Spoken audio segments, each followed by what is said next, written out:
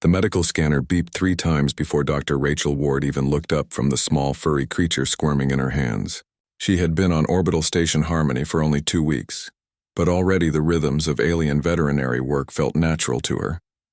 The little animal she held looked like a cross between a rabbit and a songbird, covered in soft purple fur with tiny wing-like appendages that fluttered nervously. "Hold still, little one," Rachel whispered, her voice calm and steady. The creature's 4 eyes blinked at her in sequence, and it chirped softly before settling into her grip. Across the medical bay, Dr. Pilon kept a careful distance. The alien veterinarian was nearly 7 feet tall, with a body covered in iridescent feathers that shifted from blue to green depending on his mood. Right now, those feathers lay flat against his frame, a sign Rachel had learned meant discomfort. Pilon's people, the Avalar, had evolved from prey animals on a world where being eaten was a daily concern. Even after thousands of years of civilization, those instincts remained strong. "You are very close to its mouth," Pilon observed, his voice carrying a musical quality that Rachel found pleasant. "What if it bites?" Rachel smiled without looking up. "Then I'll treat the bite. But this little guy is scared, not aggressive. See how his ears are folded back? That's submission, not a threat." Pilon made a sound that Rachel's translator rendered as thoughtful humming. The Avalar vet had been watching her work with fascination and confusion in equal measure. To him, Rachel's casual handling of creatures with teeth and claws seemed reckless. To Rachel, it was simply part of the job. She finished the examination and placed the small animal back in its recovery cage. Its owner, a blob-like alien whose species Rachel still couldn't pronounce correctly, bobbed with gratitude and oozed out of the medical bay with their pet secured in a transparent carrier. "Another satisfied customer," Rachel said, washing her hands in the sanitizing field. The blue light tingled against her skin. Before Pilon could respond, the bay's communication panel erupted with noise. Multiple voices spoke at once, all of them urgent. Rachel moved to the panel and pressed the acknowledgement button. "Medical Bay, this is Administrator Pilon. We have an emergency situation." Rachel recognized the administrator's voice. Quilon was one of the Tetrani, a species with 4 arms and a tendency toward bureaucratic precision. He rarely sounded flustered, but now his words came fast and clipped. "What kind of emergency?" Rachel asked. "A trading vessel has crashed approximately 40 kilometers from the station. The ship's automated system sent a distress call before impact. The vessel was carrying cargo and 1 living creature." "We can prepare for incoming wounded," Rachel said, already moving toward the supply cabinets. "What species?" The pause that followed made her stop moving. "The ship's manifest lists the creature as a ravager," Quilon said quietly. Every piece of equipment in Rachel's hands suddenly felt very heavy. She turned to look at Pilon, whose feathers had gone completely white, drained of all color. The translator didn't need to explain what that meant. "Pure terror. A ravager?" Pilon's voice came out as barely more than a whisper. "Administrator, you cannot be serious. No one can approach a ravager. They are death incarnate." Rachel had heard of ravagers during her orientation briefings. They came from a world where the food chain had produced one of the galaxy's most efficient predators. Multiple eyes for tracking prey, retractable claws as sharp as surgical steel, powerful jaws that could crush bone, intelligence enough to hunt in packs. Most species in the galactic community had evolved from herbivores or scavengers. Predators like the ravagers represented their oldest nightmares made flesh. "The creature is severely injured according to the ship's biomonitors," Quilon continued. "It may not survive without immediate medical attention. Dr. Pilon, you are the senior veterinarian on this station. What is your recommendation?" Pilon's feathers rippled with visible waves of distress. "My recommendation is that we do nothing. Administrator, approaching a wounded predator is suicide. Even injured, a ravager could kill everyone in this medical bay within seconds. I will not attempt treatment." Rachel looked at the communication panel, then at Pilon, then back at the panel. Her mind was already working through the problem. An injured animal was still an animal. Pain made creatures unpredictable, yes, but it also made them readable. She had worked with injured cougars, with wounded bears, with scared alligators back on Earth. They had teeth and claws too. They could kill just as easily. But they could also be helped. "If you knew what you were doing." "I'll do it," Rachel said. The words fell into the medical bay like stones into still water. Pilon's head swiveled toward her so fast that his neck vertebrae clicked audibly. You cannot be serious, Dr. Ward. You have been here 2 weeks. You do not understand what you are suggesting. I understand that there's an injured animal that needs help, Rachel replied. She kept her voice level, professional. I'm a veterinarian. That's my job. Your job does not include becoming food, Peelan said, his feathers now shifting to red, a color Rachel had learned indicated extreme agitation. Humans may have strange attitudes toward danger, but this is beyond reckless. This is insanity. Rachel moved to the equipment locker and began pulling out the portable medical kit. Administrator Keelan, I volunteer to assess and treat the injured Ravager. I'll need transport to the crash site and whatever imaging data the ship's systems can provide about the creature's condition. Another pause. Rachel could almost hear Keelan's 4 hands drumming against his desk in that way he did when making difficult decisions. Dr. Ward, I must advise against this course of action. However, if you are willing to proceed, I will arrange transport and security escort. Dr. Peelan, will you provide remote support? Peelan's feathers flattened again, but he gave a jerky nod. From a very safe distance. But I want it on record that I believe this is a terrible idea. Noted, Keelan said. Dr. Ward, transport will arrive at the medical bay in 10 minutes. I am also dispatching 6 armed security personnel. They will maintain a perimeter. Rachel checked the contents of her medical kit, mentally cataloging what she might need. Sedatives, definitely. Pain medication. Bandages and surgical tools. Diagnostic scanner. She worked quickly and efficiently, her movements practiced and sure. Dr. Ward, Peelan said softly. She looked up at him. The alien vet's large eyes reflected genuine concern. Why are you doing this? No one would blame you for refusing. This creature is dangerous beyond measure. Rachel sealed the medical kit and lifted it onto her shoulder. She thought about how to explain it in a way Peelan might understand. Where I come from, she said, we have a saying. Every life has value, even the dangerous ones, maybe especially the dangerous ones. That Ravager didn't choose to crash. It's hurt and probably terrified. It needs help and I can provide it. That's reason enough. Peelan's feathers shifted to a pale yellow, a color Rachel hadn't seen before. She made a mental note to look up what it meant later. You humans are very strange, Peelan said finally. Rachel smiled. We get that a lot. The transport announcement chimed through the medical bay. Rachel took a deep breath, checked her kit one more time, and headed for the door. Behind her, she could hear Peelan already contacting the communications center, setting up the remote monitoring system. As she walked through the corridor toward the docking bay, other station residents stepped aside when they saw her medical kit. Word traveled fast in a closed environment like this. By the time she reached the transport shuttle, a small crowd had gathered, keeping a respectful distance. Their expressions ranged from disbelief to horror to something that might have been admiration. Rachel boarded the shuttle without looking back. The pilot, a crystalline being whose species communicated through light pulses, flickered a pattern that her translator rendered as good luck. She was going to need it. The shuttle doors closed, and the transport lifted away from the station, heading toward a crashed ship and a creature that the entire galaxy feared. The crashed ship looked like a metal flower that had been crushed by a giant fist. Rachel stood in the docking bay of the salvage area, studying the wreckage through the transparent safety barrier. Smoke still drifted from several hull breaches, and the entire vessel tilted at an angle that made her inner ear unhappy just looking at it. The ship had come down hard, carving a trench through the rocky surface before slamming into an outcropping of stone. 6 security officers stood in a semicircle around the entrance to the wreck. Each one carried a weapon that hummed with barely contained energy. They all kept their distance from the ship's cargo door, which had been partially torn open during the crash. Rachel could see their body language even across species lines. Fear, tension, readiness to run. She approached the security team leader, a stocky alien named Brox, whose species reminded Rachel of an upright walking tortoise. His thick-plated skin was scored with old scars, evidence of a long career in dangerous work.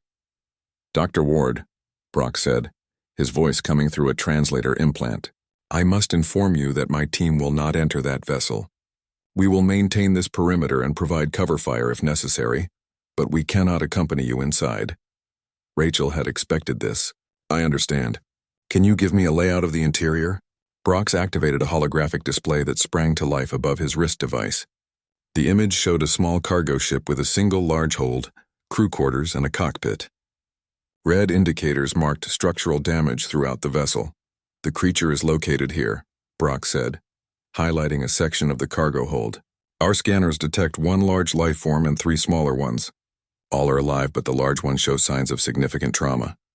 Three smaller ones? Rachel asked. We believe they may be offspring, Brox replied. His plated face couldn't show much expression, but his voice carried unease. Which makes the adult even more dangerous. A parent protecting young is twice as deadly. Rachel nodded slowly. That made sense, but it also gave her hope. Parental behavior was something she understood. An animal protecting its babies followed predictable patterns. More predictable than a simple wounded predator anyway. I'm going in, she said. Keep the communication channel open. I'll describe everything I see and do. Dr. Ward, Brox began, then stopped. He seemed to struggle with words for a moment.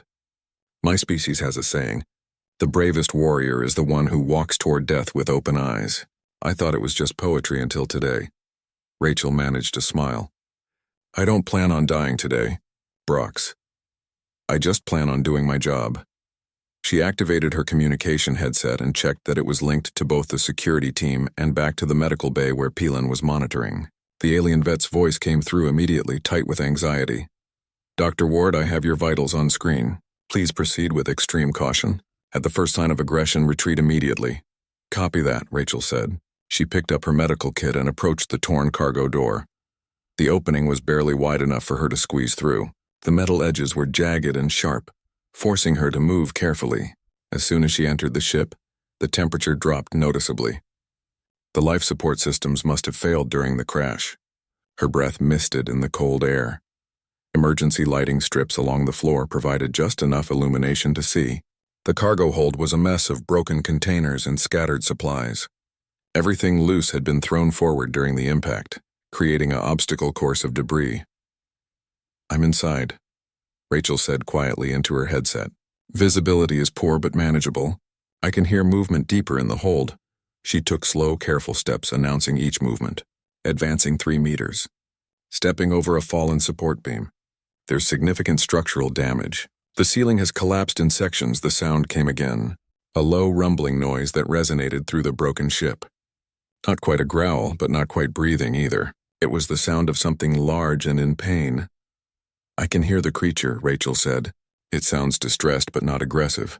Continuing forward. Her foot hit something that rolled away with a metallic clang. She froze, waiting. The rumbling sound stopped. In the silence that followed, Rachel could hear her own heartbeat pounding in her ears.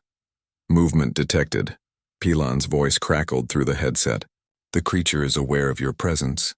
Rachel knew that already. She could feel it, the weight of attention focused on her. She was being watched.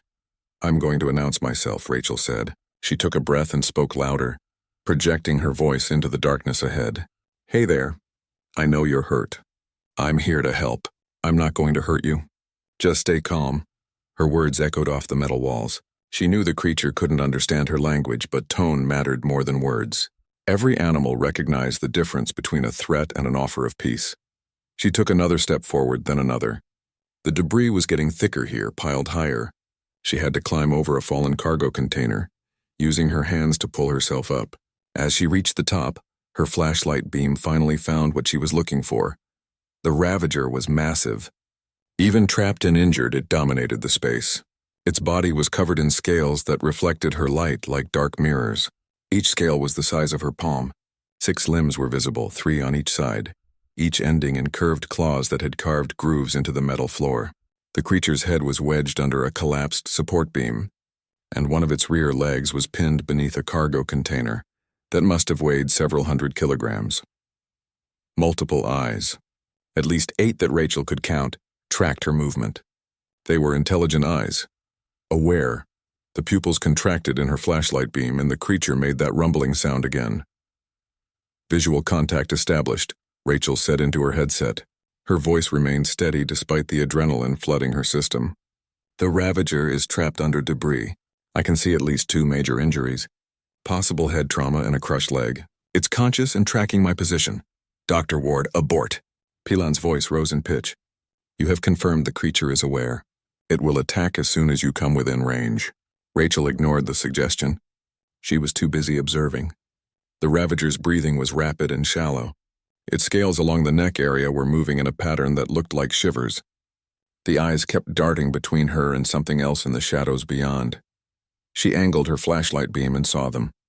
3 small shapes huddled against the far wall of the hold. Baby Ravagers, each about the size of a large dog. They had the same scaled skin and multiple eyes as their parent, but their claws were tiny and their movements were shaky and uncertain. "There are 3 juveniles," Rachel said, uninjured but frightened. "The adult is positioned between me and them. This is protective behavior, not hunting behavior." She studied the adult Ravager's posture more carefully, the way it held itself, the angle of its head, the tension in its visible limbs. She had seen this exact stance before in injured animals back on Earth. The rigid positioning despite obvious pain, the fixed stare, the absolute stillness. "This creature isn't preparing to attack," Rachel said with sudden certainty. "It's preparing to be attacked. It thinks I'm here to hurt its babies. That makes it more dangerous, not less," Brox's voice cut in from outside. "Dr. Ward, we strongly recommend withdrawal." Rachel slowly lowered herself down from the cargo container, moving with exaggerated care. She kept her hands visible and her posture non-threatening. She had to make a decision now. Retreat to safety or trust her instincts and move forward. She thought about those 3 small shapes in the darkness. They were babies. Scared, probably cold, definitely hungry. Their parent was badly injured and couldn't move to care for them. Without intervention, all 4 of these creatures would die in this crashed ship. "I'm going to sedate the adult," Rachel said. She reached slowly into her medical kit and pulled out the sedative injector. "I need to get closer. Please stop talking on the channel. I need to focus." The communication link went quiet except for the faint sound of Peelin's rapid breathing. Rachel took a step forward. The Ravager's eyes fixed on her. Its mouth opened slightly, revealing rows of teeth designed for tearing meat. "A warning, I know," Rachel said softly. "I know you're scared, but I'm not here to hurt them. I promise." Another step. The creature's rumbling grew louder. Its claws flexed against the floor. Rachel kept moving, slow and steady. She held the injector where the Ravager could see it, not hiding her intentions. Transparency mattered with intelligent creatures. They needed to understand you weren't being sneaky. 3 meters away now, close enough to be in serious danger if the creature decided to attack, despite its injuries. Rachel could see details now. The way several scales had been torn loose, leaving raw wounds. The unnatural angle of the trapped leg. Fresh blood pooling beneath the debris. "You're hurt bad," Rachel whispered. "Let me help. Please let me help." The Ravager went very still. Its eyes remained locked on Rachel, but something in its posture changed. The rigid tension eased slightly. It was such a subtle shift that Rachel almost missed it. She moved forward one more step and pressed the injector against the creature's exposed shoulder, right where the scales were thinnest. The device hissed as it delivered its payload. For 3 heartbeats, nothing happened. Then the Ravager's eyes began to unfocus. Its rumbling faded to a low hum.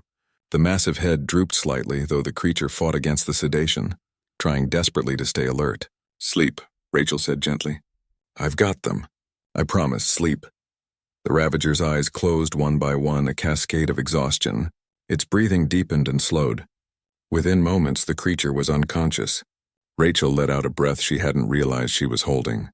Her hands were shaking now, the adrenaline catching up with her. She activated her headset again. "Sedation successful. Beginning medical assessment." Rachel's hands moved over the unconscious Ravager's body with practiced efficiency. Her diagnostic scanner hummed as it mapped out the creature's internal injuries, painting a picture in glowing lines above the device's display. The results made her wince. 3 broken ribs on the left side. Internal bleeding in what appeared to be a liver analog. The trapped leg was worse than she had initially thought, with the bones crushed in multiple places. "Status report," Pilan's voice came through the headset, steadier now that the immediate danger had passed. "Multiple serious injuries," Rachel replied, not taking her eyes off her work. "This creature needs surgery, and it needs it soon. The internal bleeding is manageable, but only if we act fast. I'm going to need help moving it to the medical bay." Silence greeted her statement. Rachel looked up from her scanner. "Did you hear me? I need transport assistance. Dr. Ward." Brox's voice cut in. "My security team cannot enter that vessel to move a sedated predator. The risk is too great. If it wakes during transport, then we keep it sedated," Rachel said firmly. Look, I understand the fear, but this is a medical emergency. Without proper surgery, this creature will die. Is there anyone on the station willing to help? More silence. Rachel felt frustration building in her chest. She turned away from the adult ravager and moved carefully toward the three juveniles huddled against the wall. They pressed themselves tighter together as she approached, their small eyes wide with fear. "Hey, little ones," Rachel said softly. She crouched down, making herself smaller and less threatening. "You must be hungry, huh? And scared. I bet you are." The babies made small chirping sounds. Their scales were lighter in color than their parent, still soft and flexible. They couldn't have been more than a few weeks old. One of them, braver than the others, stretched its neck out slightly, sniffing in Rachel's direction. She reached into her medical kit and found the nutrient paste she kept for emergency feeding. Breaking open a packet, she squeezed some onto her gloved hand and held it out. The brave juvenile took one tentative step forward, then another. Its siblings chittered nervously but didn't stop it. The little ravager sniffed Rachel's hand, then its tiny tongue flicked out and tasted the paste. Its eyes widened, and it immediately began eating with desperate hunger. Within seconds, all three juveniles were crowding around Rachel's hand, competing for the food. She laughed quietly and opened more packets, making sure each baby got enough. Their fear evaporated in the face of full bellies. Soon they were climbing over her legs, their small claws pricking through her uniform but not breaking skin.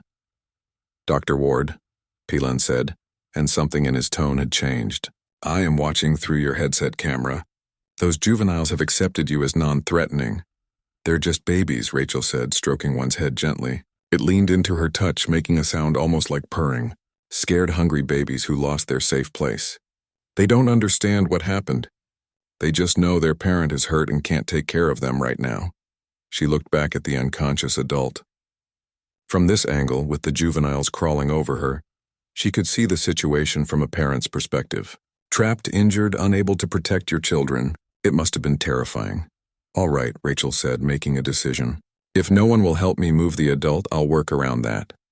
I can at least stabilize the injuries here, and I can take the juveniles to safety. They need warmth and proper food. Once they're secure, we can figure out how to transport their parent." "That seems reasonable," Brock said, relief evident in his voice. "We can prepare a secure container for the juveniles." Rachel gathered the three babies carefully. They squirmed but didn't resist, already trusting her. She wrapped them in a thermal blanket from her medical kit and made her way back through the debris toward the cargo door. Behind her, the adult ravager breathed steadily in sedated sleep. Getting out of the ship was easier than getting in. Brox and his team had cleared a better path, pushing debris aside with mechanical arms. When Rachel emerged carrying the bundle of baby ravagers, several of the security officers stepped back quickly. But the juveniles were clearly harmless. Just small, confused creatures blinking in the brighter light of the salvage bay. "Take them to medical," Rachel said, handing the bundle to Brox. The security officer held the babies at arm's length, his whole body rigid with discomfort. "Keep them warm. I'm going back in to stabilize the adult. You are returning?" Brox asked. "Alone?" "Someone has to," Rachel said simply.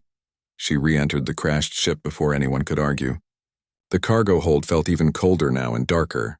Rachel turned on the ship's emergency power system, bringing weak lights online throughout the space. It helped, but not much. The adult ravager remained motionless. Rachel checked the sedation levels and added a bit more to keep the creature under while she worked.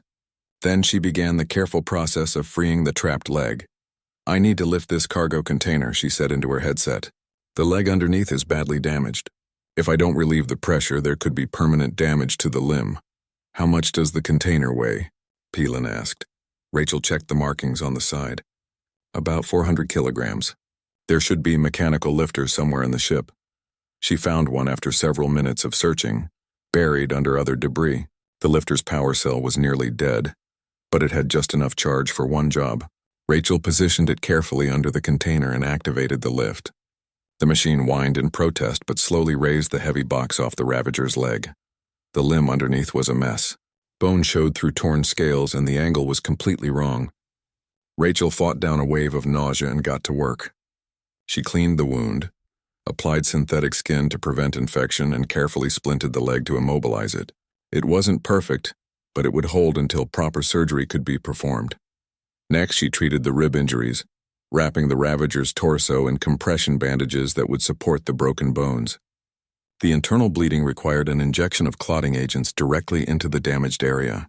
Rachel used the diagnostic scanner to guide her needle, holding her breath as she pushed it between scales and into soft tissue. The Ravager stirred slightly. Rachel froze. The creature's eyes remained closed, but its breathing changed rhythm. She waited, perfectly still until the breathing steadied again. Too close. She needed to work faster. "How is the patient?" Pilan asked.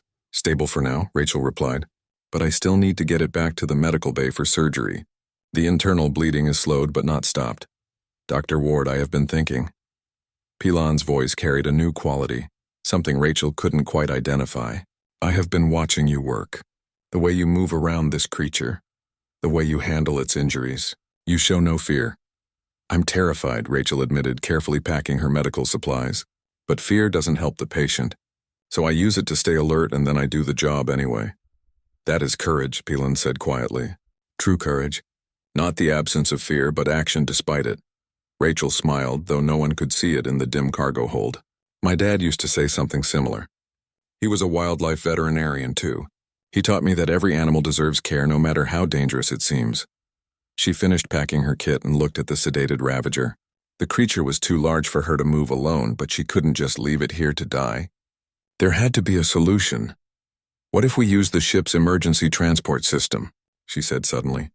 "These cargo vessels have built-in systems for moving heavy containers. If I can activate it, we could transport the Ravager directly to the medical bay." "The ship's systems are damaged," Brox pointed out. "The transport system may not function." "Worth trying," Rachel said. She made her way to the ship's control panel, stepping over broken equipment and sparking wires. The panel was cracked but still flickered with power. She accessed the transport protocols and entered commands, her fingers moving quickly over the alien interface. The system resisted at first, throwing error messages in 3 different languages. Rachel worked around each problem, rerouting power and overriding safety protocols. Finally, after 10 minutes of increasingly creative solutions, she got a confirmation tone. "Transport system is active," she announced. "I'm setting destination coordinates for the medical bay. Brox, can you confirm the receiving platform is clear?" "Confirmed," Brox replied. "Standing by." Rachel returned to the Ravager and activated the transport beacon, attaching it to the creature's harness. The beacon would serve as a lock-on point for the system. She set the timer for 30 seconds and moved to a safe distance. Transport initiating in 3, 2, 1. The air around the Ravager shimmered. Blue light enveloped the massive form, growing brighter until Rachel had to shield her eyes. Then, with a sound like tearing fabric, the creature vanished. The cargo hold felt suddenly empty. Rachel ran for the exit. She needed to get to the medical bay before the Ravager woke up. As she emerged from the crashed ship, she was already calling ahead on her headset. "Pilan, did the transport work? Is the patient in the medical bay?" "Transport successful," Pilan confirmed, and his voice carried a note of amazement. "Dr. Ward, you moved a Ravager through our station. Everyone is evacuating the corridors. There is mild panic." "Tell them the creature is sedated and contained," Rachel said, breaking into a jog toward the transport shuttle. "I'm on my way. Have the surgical suite ready. We have work to do." She climbed aboard the shuttle and it lifted away from the salvage area. Through the viewport she could see the station ahead, its lights bright against the darkness of space. Somewhere in there, 3 baby Ravagers were probably hungry again, and their parent needed emergency surgery. Rachel checked her medical kit one more time, mentally preparing for the hours of work ahead. This was going to be a long day, but that was fine. She had signed up for this job knowing that some days would be harder than others. As the shuttle docked with the station, Rachel gathered her equipment and headed for the medical bay.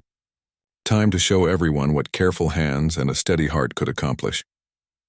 3 days after the surgery, Rachel sat in a chair beside the recovery enclosure, watching the adult Ravager sleep. The creature she had started calling Hunter in the medical records breathed slowly and evenly, its massive chest rising and falling in a rhythm that spoke of healing. The surgical repairs had gone better than expected. The internal bleeding was stopped, the broken ribs were stabilized, and the crushed leg was set properly with reinforcement pins. Rachel rubbed her tired eyes and took another sip of the cold tea that had been sitting forgotten on the side table. She had barely left the medical bay since the surgery, catching only short naps in this same chair. Peelan had offered to take over the monitoring, but Rachel had refused. She needed to be here when Hunter woke up. The first moments of consciousness after trauma were critical for establishing trust. A soft chirping sound made her look toward the smaller enclosure across the room. The three juveniles were awake and tumbling over each other in play. They had recovered from their ordeal remarkably fast, adapting to their temporary home with the resilience of youth. Rachel had set up enrichment activities for them, simple puzzles and climbing structures made from medical equipment and spare parts. The babies loved them. One of the juveniles, the brave one who had approached her first, pressed its face against the transparent barrier of its enclosure and chirped at her.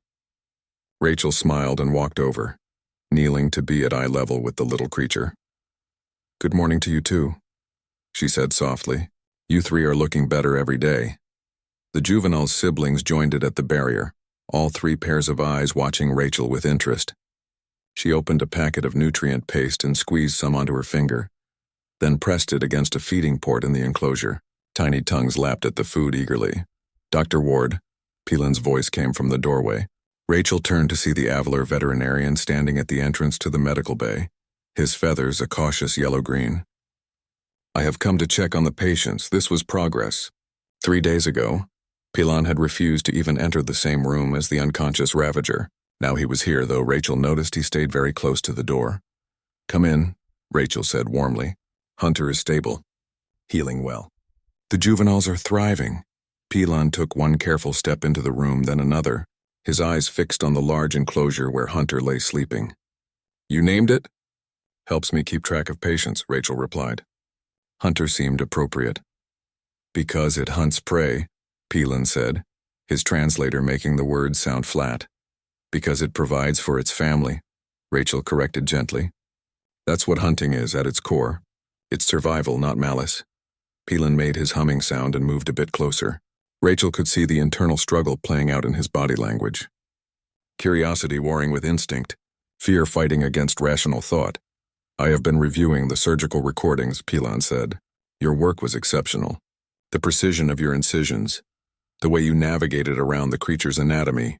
You performed as if you had operated on Ravagers many times before." Rachel shrugged. "Anatomy varies, but the principles are the same. Blood vessels need to be sealed. Bones need to be set.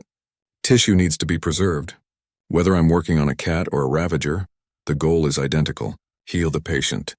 "But you were centimeters from its teeth," Peelan said, his feathers flattening. "Its claws were beside your hands. Even unconscious, one muscle spasm could have killed you." "Could have," Rachel agreed. "But didn't. I monitored the sedation levels carefully, and I positioned myself to minimize risk. It's about understanding body mechanics and staying aware." She gestured toward the monitor displaying Hunter's vital signs. "Look at the readings. Stress hormones are decreasing. Pain responses are normal for this stage of recovery. This is an animal healing from injury, not a monster waiting to attack." Peelan approached the monitor, studying the scrolling data. He was still several meters from the enclosure, but he was closer than he had been. Rachel counted it as a victory. "The station residents are talking," Peelan said after a moment. "Many believe you are reckless. Others think you are touched by some form of madness. But some are curious. They want to understand how you can remain calm around such danger." "What do you think?" Rachel asked. Peelan's feathers shifted through several colors before settling on a deep blue. "I think you see something I cannot. When I look at that creature, every part of my being screams that I am in the presence of death. But you look at it and see a patient. I do not understand how you override such powerful instincts." Rachel considered her answer carefully. She stood and walked to Hunter's enclosure, placing her hand flat against the transparent barrier. Inside, the Ravager continued sleeping peacefully. "I grew up on Earth," she began. "My family lived near a nature preserve. When I was 7, I found an injured wolf caught in an old trap. It was in terrible pain, scared, aggressive. My father was the preserve's veterinarian. I ran to get him, crying about the poor wolf that was going to die." She paused, remembering. "My dad grabbed his medical kit and we went back together. That wolf was terrified. It snapped and snarled and tried to bite us even though it could barely move. But my dad just stayed calm. He talked to it in this quiet voice while he worked. He freed the trap, cleaned the wound, gave it antibiotics. The whole time he explained what he was doing to me. Pilon had moved closer without seeming to realize it. He was listening intently. After we released the wolf, I asked my dad if he had been scared, Rachel continued. He told me yes. He was terrified the whole time, but he also knew that Wolf was just an animal in pain. It wasn't evil or malicious. It was hurt and afraid, responding the only way it knew how. He said that understanding that difference was what made him good at his job. And you learned this lesson, Pilon said softly. I learned that teeth and claws don't make something a monster, Rachel replied. Fear is useful. It keeps us alert. But understanding is more powerful than fear. When you understand why an animal behaves a certain way, you can predict it. You can work with it instead of against it. Behind them, one of the juveniles made a louder chirping sound. Rachel turned to see all three babies pressed against their barrier, staring at something. She followed their gaze and felt her heart rate spike. Hunter was awake. The massive Ravager's eyes were open, all of them, tracking movement around the room. Its head lifted slightly off the floor of the enclosure, muscles tensing despite the injuries. Dr. Ward, Pilon said, his voice jumping up an octave. It's conscious. You should step away from the enclosure. Rachel forced herself to stay calm. This was the critical moment. Hunter was awake, confused, probably in pain and surrounded by unfamiliar sights and smells. How she handled the next few minutes would determine everything that came after. It's okay, Rachel said, keeping her voice low and steady. She wasn't sure if she was talking to Pilon or Hunter or herself. Maybe all three. Nobody panic. Just stay calm. She moved slowly away from the juvenile's enclosure and approached Hunter's. The Ravager's eyes fixed on her, pupils contracting. Its mouth opened slightly, revealing those intimidating rows of teeth. Hey, Hunter, Rachel said softly. Welcome back. You've been sleeping for a while. I bet you're confused right now. That's okay. You're safe. She grabbed a water dispenser and carefully activated the feeding port in Hunter's enclosure. Fresh water flowed into a bowl positioned where the Ravager could reach it. Hunter's eyes flicked to the water, then back to Rachel. I know you're thirsty, Rachel said. It's right there. Clean and cold. Go ahead. For several long seconds, Hunter didn't move. Then slowly, the creature extended its neck and dipped its head toward the water bowl. It drank deeply, never taking its eyes completely off Rachel. Good, Rachel said encouragingly. That's good. You need fluids. The juveniles were making urgent chirping sounds now, calling to their parent. Hunter's head snapped toward them, and something in its posture changed immediately. The defensive tension melted into something else. Concern, maybe. Relief. Your babies are fine, Rachel said. They're safe, fed and healthy. You can see them right there. I've been taking care of them while you recovered. Hunter turned back to look at Rachel. Those multiple eyes studied her with an intensity that made her skin prickle. The creature was thinking, evaluating, making decisions. Then Hunter did something Rachel didn't expect. It lowered its head fully to the floor of the enclosure and closed half of its eyes. The aggressive posture disappeared, replaced by something that looked almost like a bow.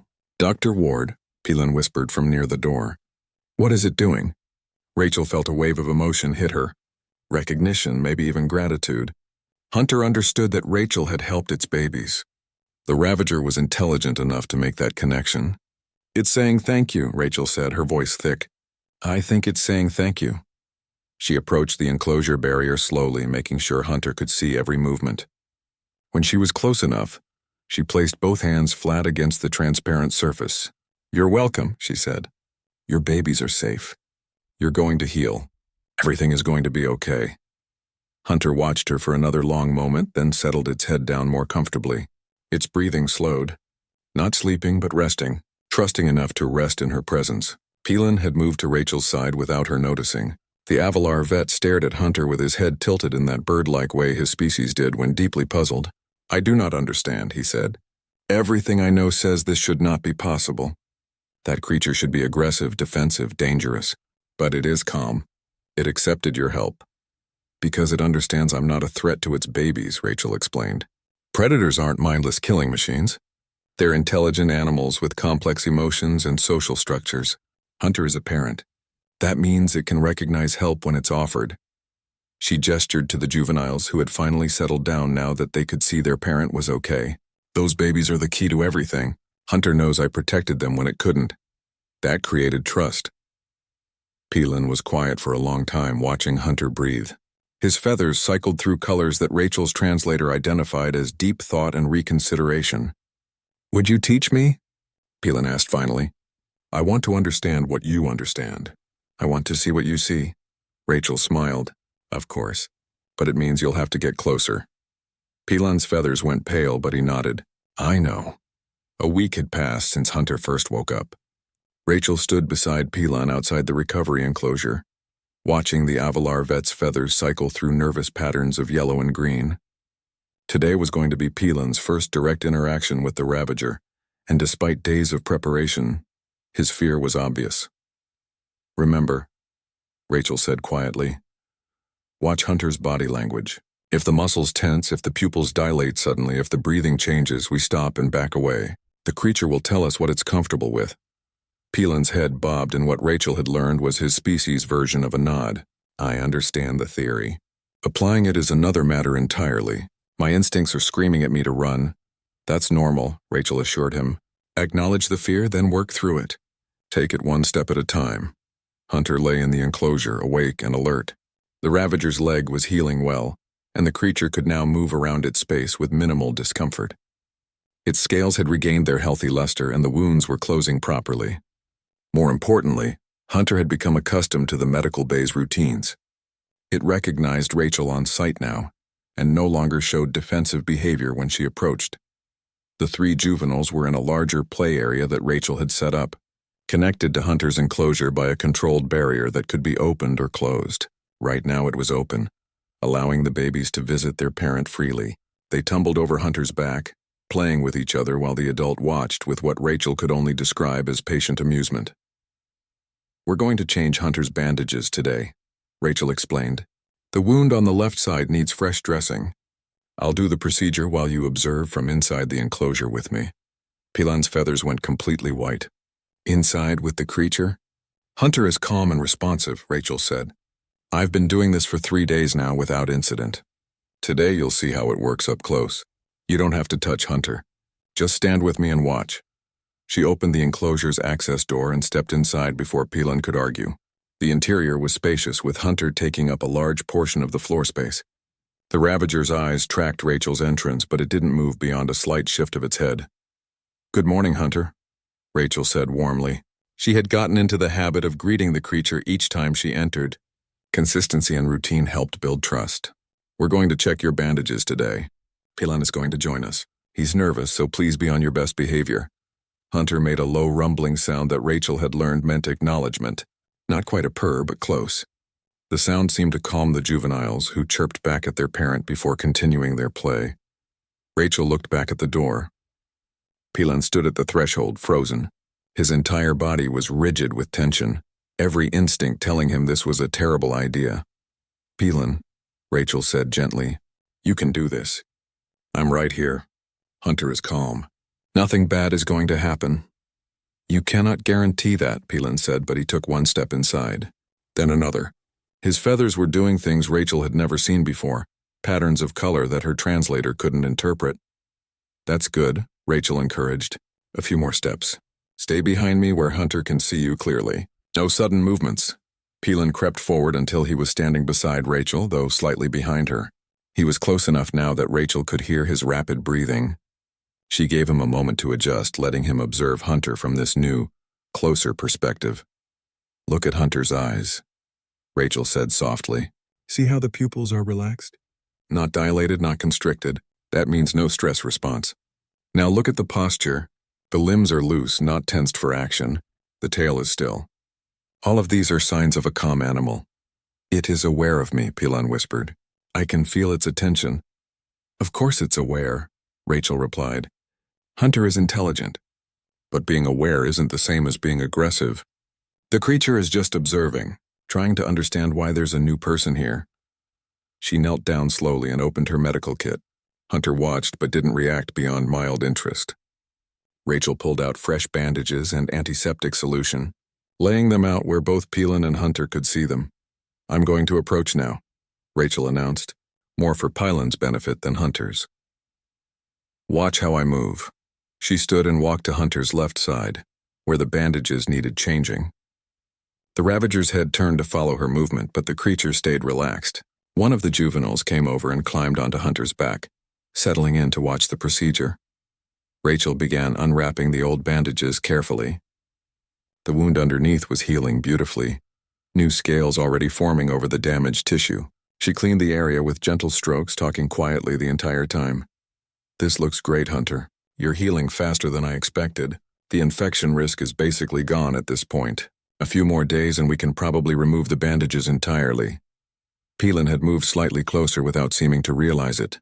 He was watching Rachel's hands work with fascination that was starting to overcome his fear. "The scales are remarkable," he said quietly. "I have never seen them this close. Each one is like a small shield, overlapping for maximum protection." "They're beautiful," Rachel agreed. She finished cleaning the wound and began applying the new bandage. Her hands moved close to Hunter's teeth and claws multiple times, but she showed no hesitation. Evolution designed these creatures to be perfect for their environment. Every feature has a purpose. Hunter made that rumbling sound again, and Rachel smiled. "I think someone likes the compliments and understands?" Peelan asked, surprised. "Tone and intent, yes. Not the specific words, but Hunter can tell when I'm being gentle and positive versus nervous or aggressive. Animals are incredibly good at reading emotion." Rachel secured the bandage and stepped back. "All done. Thank you for cooperating, Hunter." She returned to stand beside Peelan, who was still staring at the Ravager with a mixture of awe and lingering fear. Hunter shifted position slightly, getting more comfortable now that the medical procedure was finished. "Would you like to try something?" Rachel asked Peelan. "Try what?" The Avalar vet's feathers immediately spiked with alarm. Rachel pulled a container from her kit. "Hunter gets a treat after procedures. It's positive reinforcement.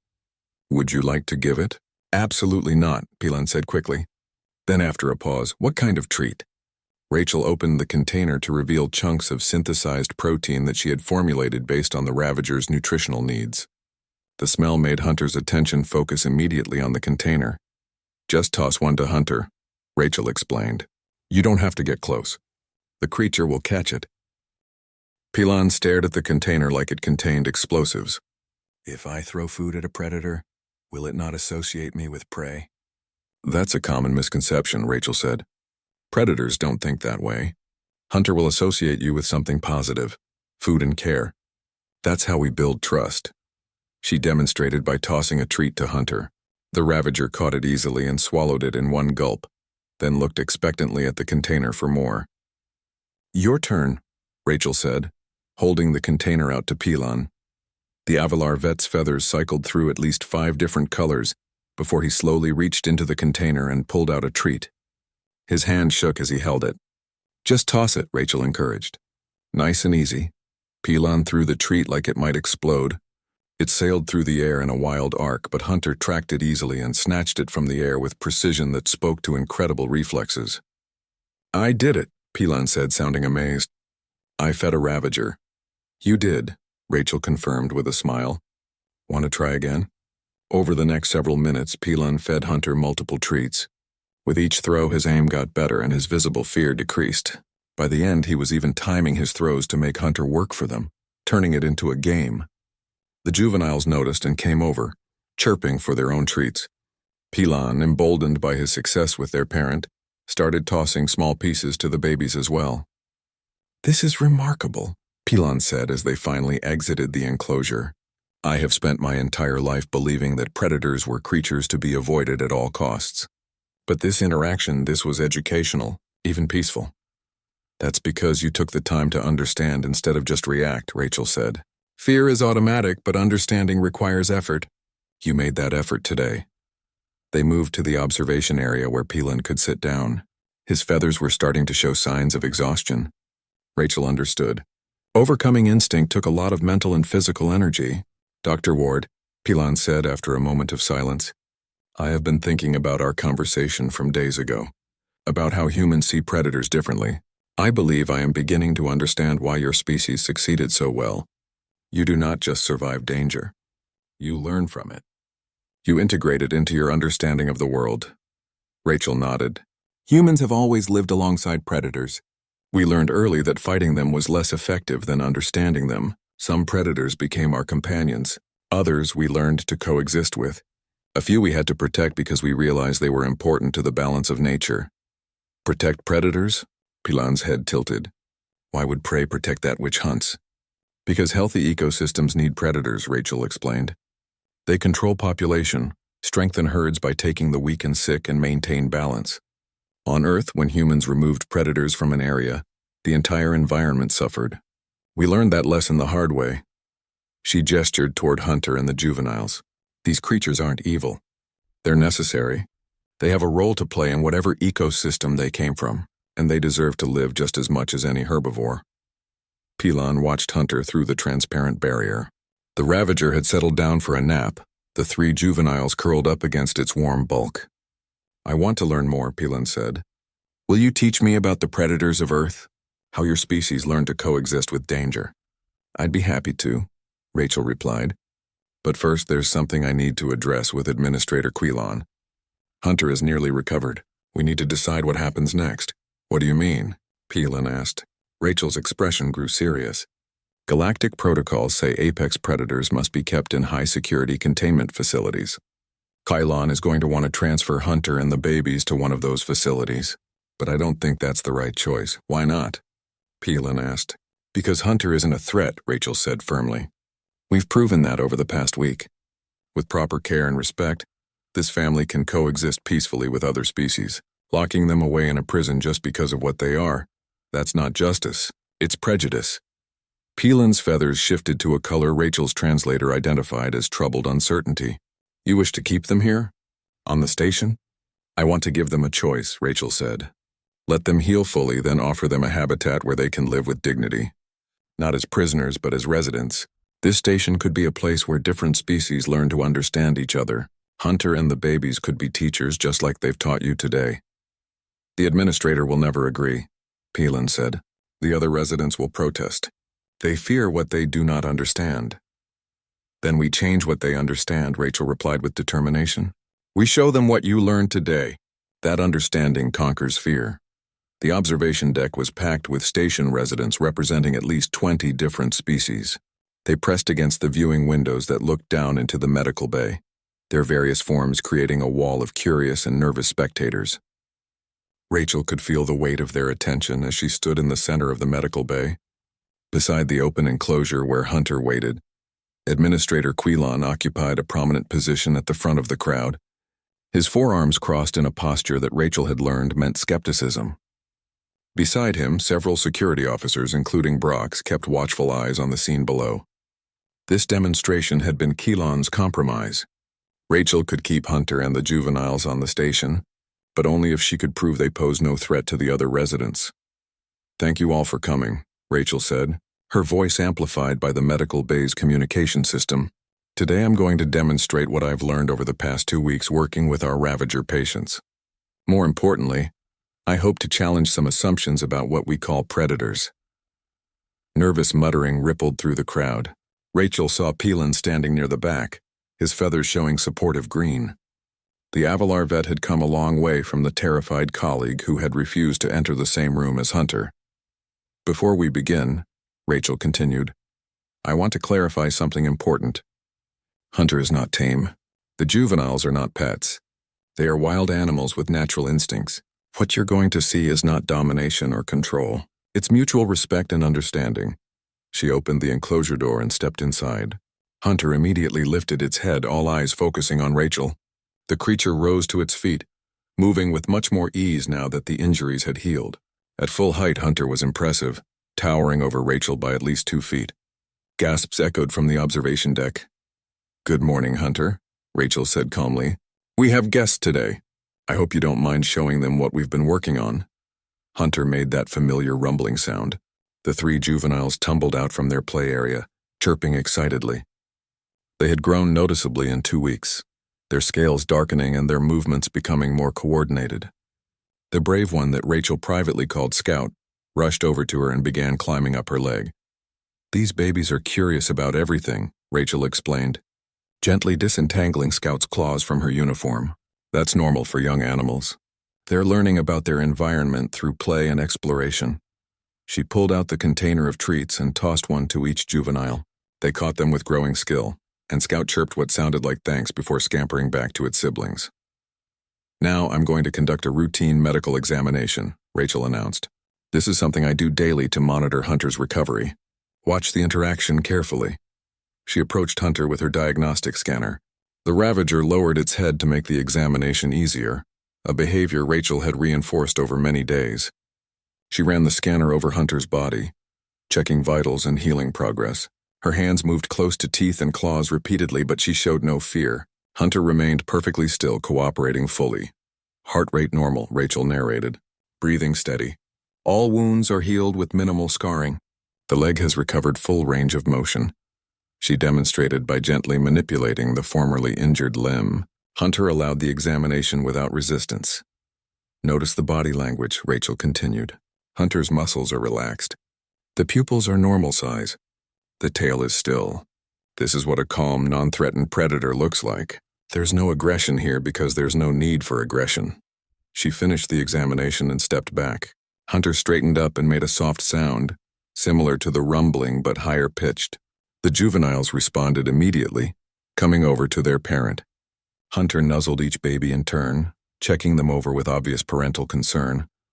That sound is communication, Rachel explained. Hunter just called the babies over for a safety check. This is a parent making sure its offspring are okay. Does that seem like a mindless killing machine to you? The crowd was silent now, watching with fascination. Even Keelan had uncrossed his arms, leaning forward slightly. Dr. Ward, came a voice through the communication system. Rachel recognized it as belonging to a Tathari merchant named Physics. How do you know the creature will not attack? What prevents it from seeing you as prey? Rachel smiled. That's an excellent question. The answer is that Hunter doesn't see me as prey because I've never acted like prey. Predators hunt specific signals: running, fear behavior, weakness. I move calmly. I make my intentions clear, and I've shown repeatedly that I'm here to help, not harm. Hunter is intelligent enough to understand that distinction. She turned back to Hunter. Want to show them something interesting? The Ravager tilted its head, a gesture that Rachel had learned meant curiosity or question. She walked to the far side of the enclosure and picked up a large ball that she had introduced as an enrichment toy. Hunter's eyes locked onto the ball immediately, pupils dilating slightly with interest. This is play behavior, Rachel said. She rolled the ball across the floor. Hunter pounced on it with surprising agility for such a large creature, batting it back toward Rachel with one massive paw.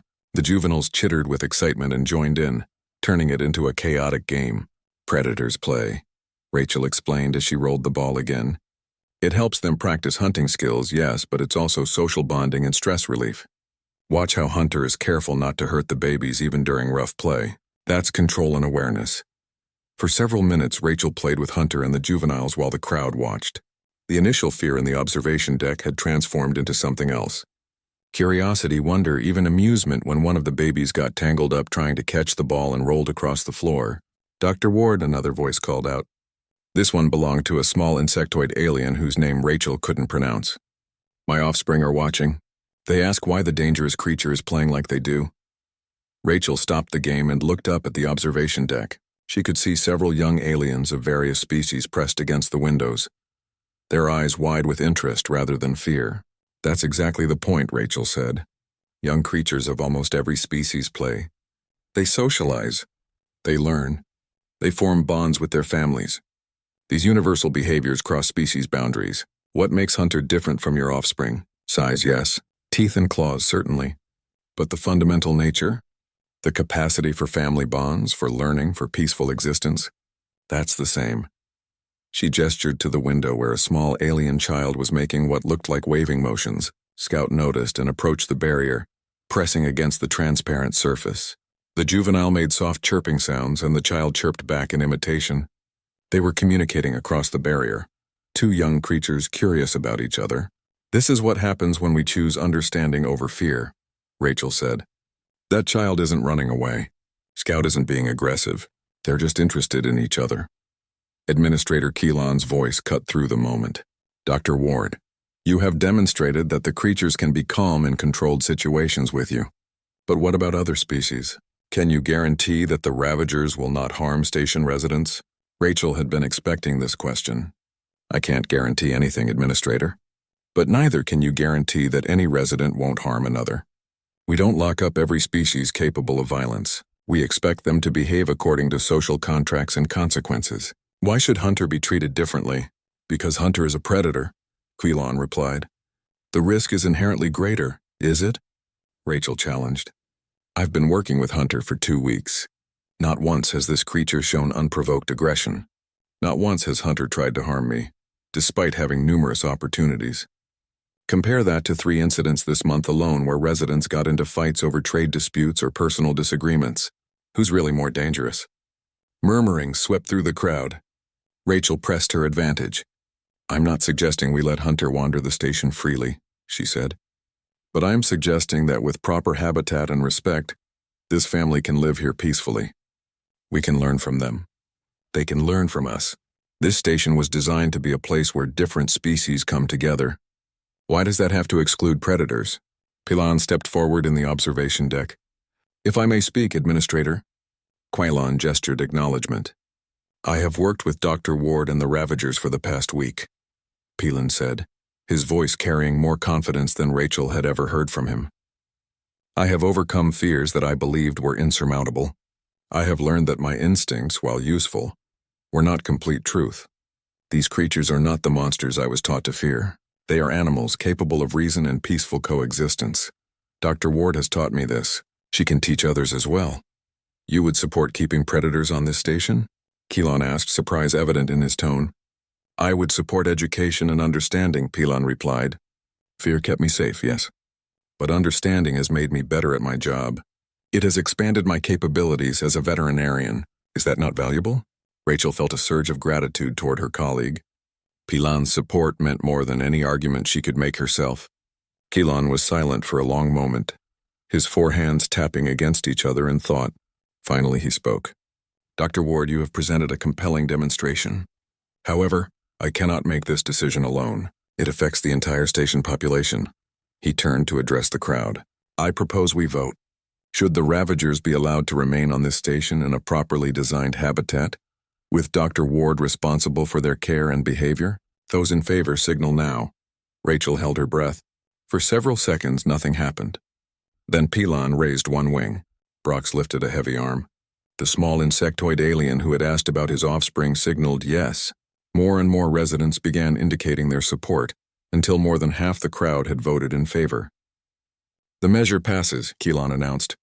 He looked down at Rachel. Dr. Ward, you will have your habitat, but you will also have full responsibility for these creatures. Their behavior reflects on you. I understand, Rachel said. Thank you, Administrator. As the crowd began to disperse, Rachel turned back to Hunter. The Ravager watched her with those intelligent eyes, and Rachel would have sworn the creature understood what had just happened. We did it, she whispered. You get to stay. Hunter made a sound that was almost musical, and the 3 juveniles rushed over to Rachel, climbing on her legs and chirping happily. She laughed and sat down, letting the babies swarm over her while Hunter watched with what she interpreted as approval. Over the next several weeks, construction crews built a large habitat in an unused section of the station. It featured multiple levels, climbing structures, and environmental controls that mimicked the Ravagers' homeworld. Rachel designed it with input from Pilon and several volunteers who had expressed interest in learning about predator care. The day Hunter and the juveniles moved into their new home, a crowd gathered to watch. Rachel opened the transport container and the family emerged cautiously. Scout immediately started exploring, climbing the structures and chirping with excitement. The other 2 juveniles followed, and soon all 3 were playing in their new space. Hunter moved more slowly, surveying the habitat with careful attention. The Ravager approached the viewing window where station residents watched and pressed one massive paw against the transparent surface. The gesture seemed almost like greeting. They understand this is home, Rachel said to Pilon, who stood beside her. They know they're safe here. You have done something remarkable, Pilon replied. You have changed minds. You have challenged an entire station to see past their fears. Rachel watched Hunter settle into a comfortable spot, the juveniles curling up against their parent for a nap. I just showed them what I see. The rest was up to them. Word of the station's Ravager family spread throughout the sector. Scientists requested permission to study Hunter and the juveniles. Other stations inquired about adopting similar programs. Slowly, attitudes began to shift. Predators were no longer automatically feared but increasingly understood. Pilon started a formal education program about predator care, drawing on everything Rachel had taught him. Young aliens of various species signed up eagerly, wanting to learn.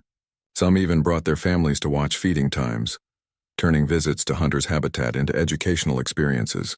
Rachel stood in her office one evening, watching through the window as a group of alien children learned about Ravager behavior from Pilon.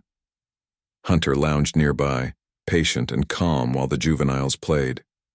It was Scout who approached the viewing window where the children watched, making those soft chirping sounds that the young aliens found delightful. This was what Rachel had hoped for, not just acceptance but genuine curiosity and respect. Hunter and the babies weren't attractions or prisoners. They were teachers showing the station that different didn't mean dangerous. That understanding mattered more than instinct. Her communication panel chimed. A message from Kylon appeared on screen. "Dr. Ward, well done. I was wrong to doubt you. This station is better for your presence and for the presence of our unusual residents." Rachel smiled and looked back out at Hunter's habitat. The Ravager seemed to sense her attention and turned its head to look at her. For a moment, across the distance and through the barrier, human and predator shared a connection. "Thank you for trusting me," Rachel whispered. "Thank you for teaching us." Hunter made that rumbling sound, the one that meant contentment and peace. Scout chirped in response, and the sound carried through the habitat like music. In a galaxy that had spent thousands of years fearing predators, one small station was learning a different way. And it all started with a human veterinarian who looked at a dangerous creature and saw not a monster but a life worth saving. She had taken fear and transformed it into understanding. She had shown that courage wasn't the absence of fear, but the choice to act despite it. Most importantly, she had proven what humans had always known, that every life had value, even the ones with teeth and claws, especially those ones.